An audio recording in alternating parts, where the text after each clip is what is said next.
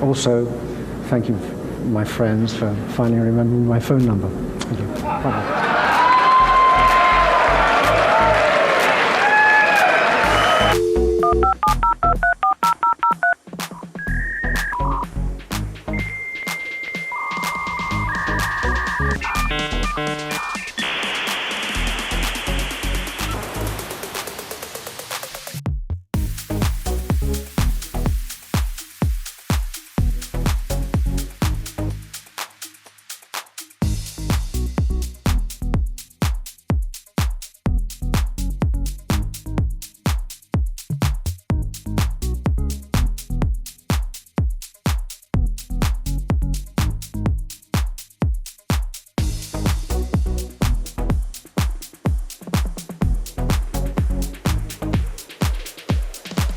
Was the exclusion of John Paul Jones an obvious sort of... Shut up.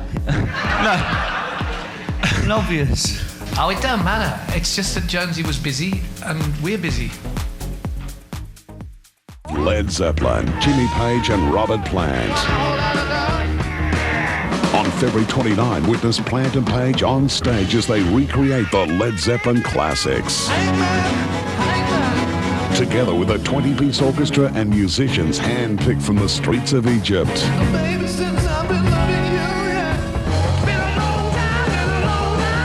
Jimmy Page and Robert Plant live. Tickets on sale Monday.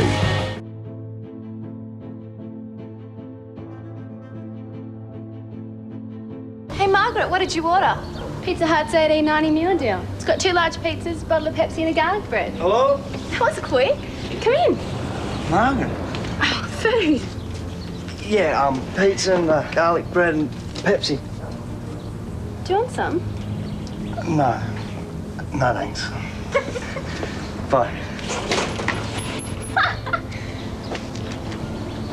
1890 value meal deal, phone 131166. Jimmy hadn't been on stage in Australia since Led Zeppelin's visit in February 1972. It was a different story for Robert Plant, whose last visit down under was in 1984. Sorry, I have to say it. That's what she said. None of the original sites played by Led Zeppelin were revisited in 1996. All 5 dates were performed in venues that opened its doors in the 80s. While the set lists were pretty much the same as Japan, the Australian shows were quite special, as all 5 featured The Song Remains the Same and The Rain Song next to each other, without the music transition of the 70s. There were several minutes of waiting time in between. I know The Rain Song was an acoustic piece for this tour, but it does make me wonder why Jimmy didn't play this on the double neck guitar, right after The Song Remains the Same. It seems Page only had the electric double neck on tour for one song. He didn't use a 6-string fretboard at all. Now that's what I call luxury. Pretty sure his guitar tech thought otherwise.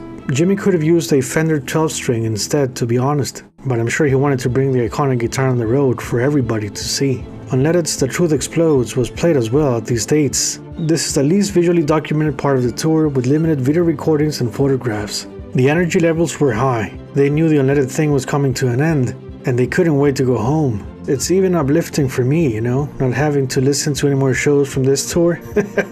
Everybody was in good spirit. It was a great ending to a massive comeback into the booming classic rock business. These were Nigel Eaton's last hurdy-gurdy solos with the band. Also, these were the last ever Page and Plant performances of The Song Remains the Same, The Rain Song, Since I've Been Loving You, 4 Sticks, The Truth Explodes, Kashmir. Yeah, Page and Plant didn't play this together until the 2007 reunion. Wonderful One and Dancing Days were also gone from the set past 1996. I know what you're thinking. What about In the Evening? Well, it was technically out as well. It made a surprise comeback for one show on Zagreb, Croatia, 1998. All 5 takes on The Rain Song were exceptional. Photographers, if you could take shots for a couple of minutes and then give it a break during the conference, and there'll be more opportunities at the end. Thank you.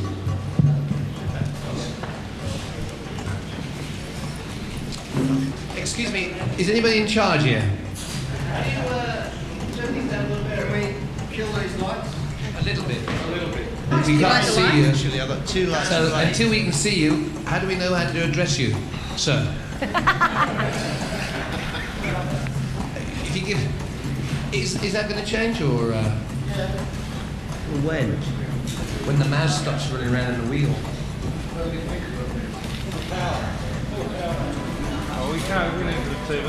We can't see though. It's still bright. Yep, I'm ready. I'll be in the way of the cameras. Hi, and so have you found a new audience? Have you noticed a new audience coming along apart from Zeppelin fans? I mean, are people coming I wouldn't out? know the difference between a new one and an old one, really. Age? I don't quite understand what you mean. You mean, are they all really old in wheelchairs? No, I don't mean anything like that, but simply are there some people that simply couldn't have been around in the Zeppelin days? Oh, absolutely. Yeah. Again, depending on the country, isn't that right, Jim? Absolutely, yeah. Yeah. A lot of young people, especially in... absolutely. Especially, again, everywhere. No, a lot of young people have come along, but it is a large cross-section. It's almost 7 to 70 in some places. As in terms of music... 7 to 70, not 70-70. We didn't play the same music for 9 albums. And now apparently that when Seattle took a hold of the consciousness of the youth consciousness in America, we were supposed to have become obsolete again. I just think we just roll along. I mean, it's not a case of looking over our shoulders too much. You know, there's no need to really. You do what you do, and it isn't a competition with anybody else at all, really. It's just a competition with your own ambition. Artistically, I guess. I'll answer the second question. Rob, we can go for the first one. I can't remember the first one. That's what happened to me. You'll have to excuse us. We're really tired from arriving from Japan. So we just got off the plane from. It's not lack of enthusiasm, believe me. Well, I didn't tour 20 years ago, and as soon as the tour finished, I will go home. Thank God he said something. This project will help popularize Arabic music in the long run? Yeah, I think it is already influencing, I mean, I can only go by my record sales. People are more interested from the statistical viewpoint. Of course, I donate all my money to charity. Hossam, another one. Jaslyn Hall. Here, I'm black. Here. Oh, right. Here. Well, bless you. You're black and beautiful. Carry on. Oh, what a schmoozer. Yeah, I know. Can you recall what your thoughts were when you got the phone call from, what are those two people called? The people that rang me were Ed Sheeran and Mr. Rex King. I thought somebody was taking the piss. And I couldn't believe it myself, but I went down for a rehearsal one day, and it was true. And there's no better time to confess I was actually shaking at the knees, because people that I have admired for a long time, that here they are in the same room as I am, and I'm supposed to be trying to do something with them. Of course, they just wanted somebody to make coffee and tea to start with. But then I said, look, I can play drums and make music as well. And just secondly, I'm wondering, are any of you ever considering getting a haircut? Well, Hossam's only just bought his. As soon as I get paid. Great. No, I don't remember that. I don't remember very much of that 1982 actually at all. We are now expanding and writing the beginnings of the seeds of songs for the next project, which is amazing, really. I mean...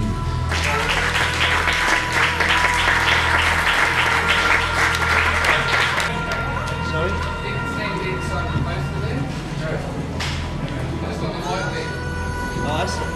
Oh, you got a 28 mil. Here's a song of hope.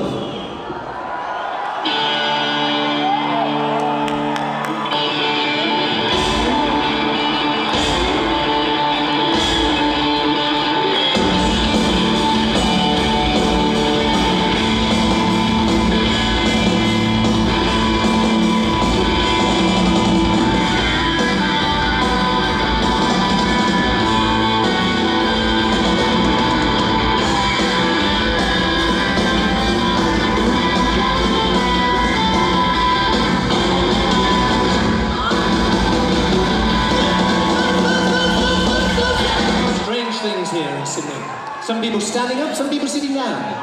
Very old people sit down, very young people stand up. Some young people standing up, some younger people sitting down, some people mystified, some people smiling.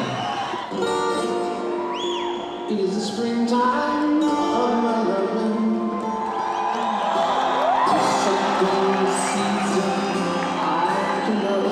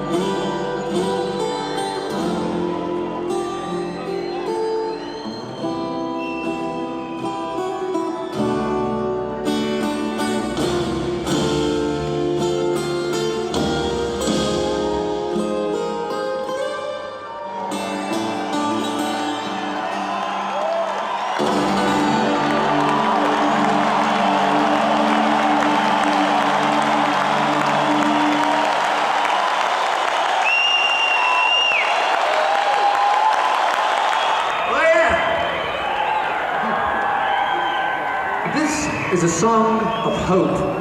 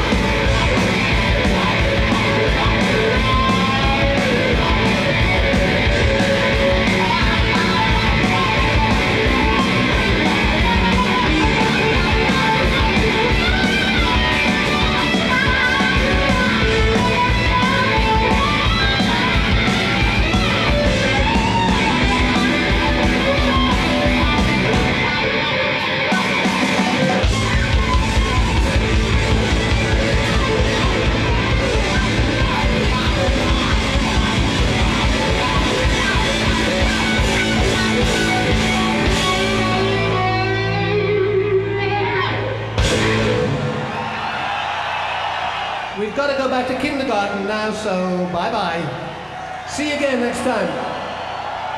Season finale, Monday.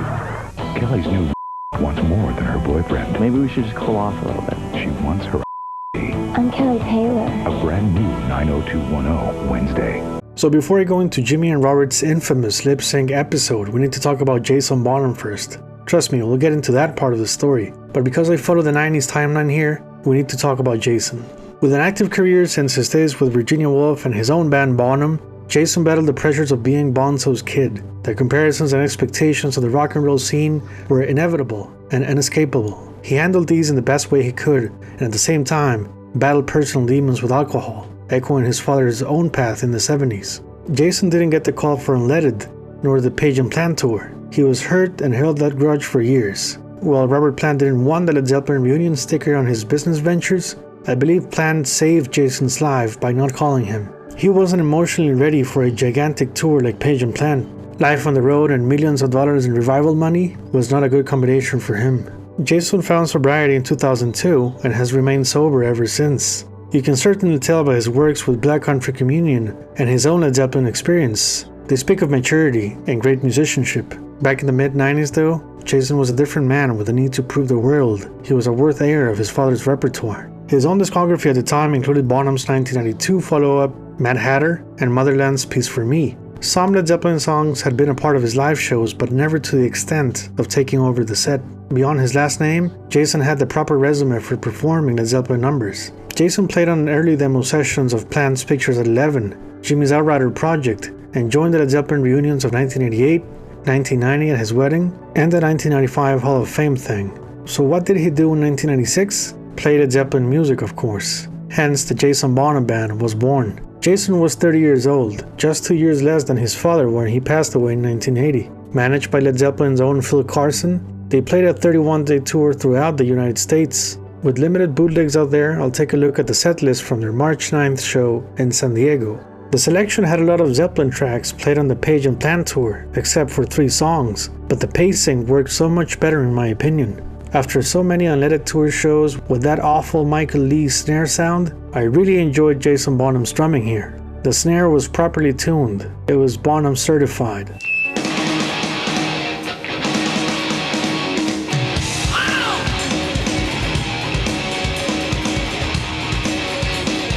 We're Gonna Groove was the opener back to the days of 1970, and the band's chemistry worked wonders on stage. Immigrant Song was next to keep the hard rock vibes going. While singer Chas West didn't go for the high-pitched vocals, he was a good frontman and played his heart out.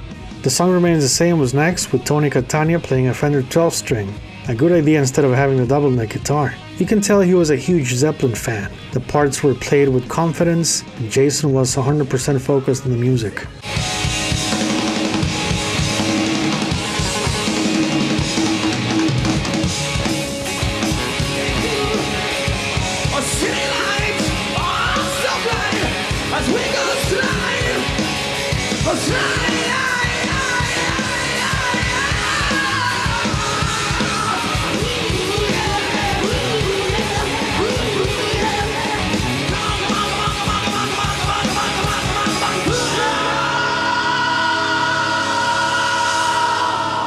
Over the Hills and Far Away had the right groove thanks to Bonham's masterful approach. He carried the spirit of his father, no question.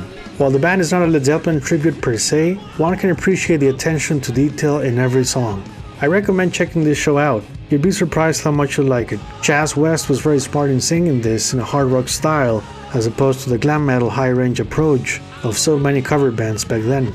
His outfit choice reminds me of Robert Plant's Seattle 1977. Tony's outfit looks more suited for a Grateful Dead tribute.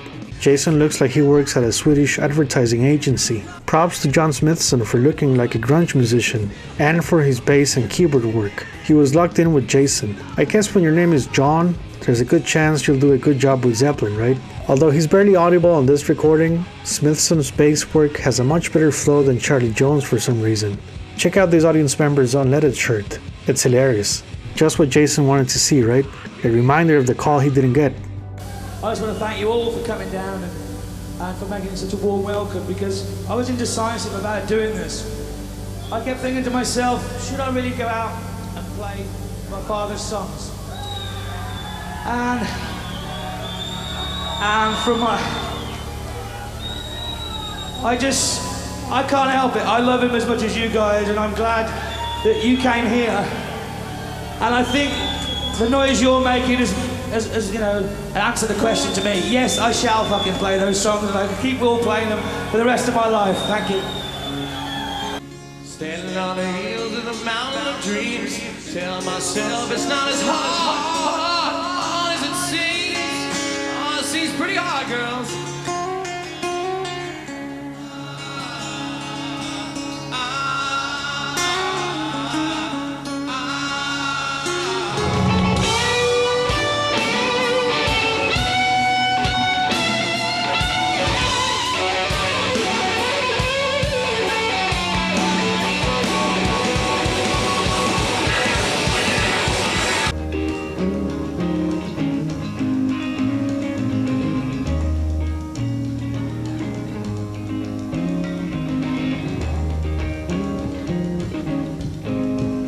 Out on the Tiles was tight. The instrumental section sounds angry without rushing it. 10 Years Gone with just one guitar was risky, but it worked. The way Tony Catania delivered the middle solo speaks of a Zeppelin fan taking his time to study the material. The band took this song back to 1975. This version should have been in encomium instead of that piece of version of Going to California. Right at the end of 10 Years Gone, the band went into the hard rock part from the Rain song. Quite an exciting arrangement indeed. Tony Catania's guitar solo was an exhibition of Page technique and high voltage Les Paul motifs. Whole Lotta Love was one of the encores for the show, featuring a heavy metal funk jam for the ages.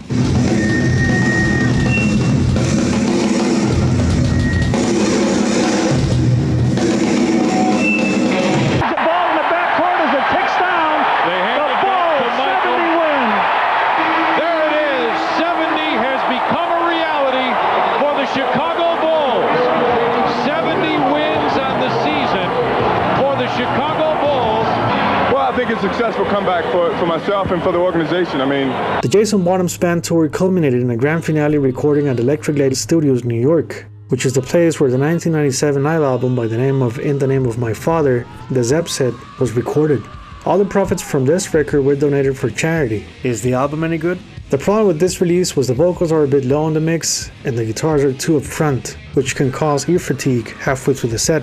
Even the drums are not loud as the guitars, and being this a record with the title of In the Name of My Father, you'd think Jason Bonham's sound would be more prominent. I blame the live mixing engineers for this. The thin sounding bass drum makes me furious. Guitar wise, the distortion choice here is a bit saturated for my taste. I'm pretty sure Mr. Jimmy didn't like this when it came out. The album was mixed in Los Angeles by Zeppelin's own Andy Johns. We can't blame him for the end result, because in the end, the band has to green light this, right?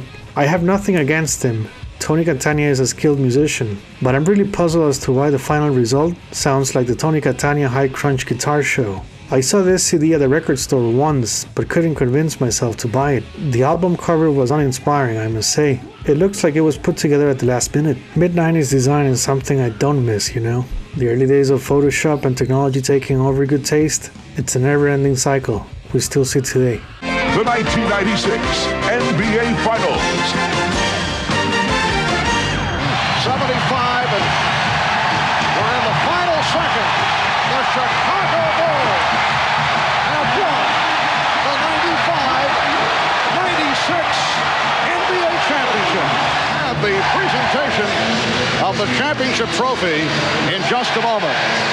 An emotional moment for Michael Jordan.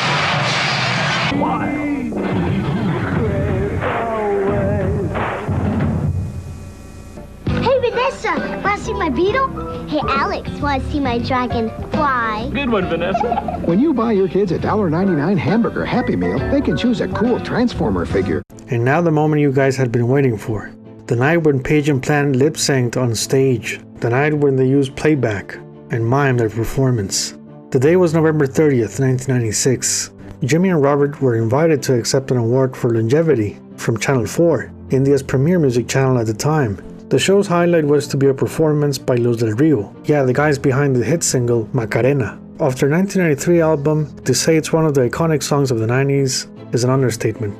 To the organizers' disbelief, Los Del Rio canceled at the last minute due to alleged health issues. With no backup nor provision but an open face, They asked Page and Plant if they could play, but they didn't have any instruments nor previous rehearsal. Queen's own Roger Taylor was there to accept an award on behalf of Freddie, so the idea to mime to Led Zeppelin's rock and roll was suggested. Page felt bad for the guys at Channel 4, and they agreed to do it. An Indian bass player was added into the mix. He went crazy on stage. Jimmy used what seems to be a Kramer or Ibanez guitar, in between his new haircut at the time and this 80s guitar. Page looked like a whole different person compared to the Unledded tours. Short-haired Jimmy was strange. More on this on a future episode. Sometimes you wish your hairs just remained the same, right? Short hair looked like adult Jimmy. The end result was one of the strangest moments from the post-Led Zeppelin 1990s story.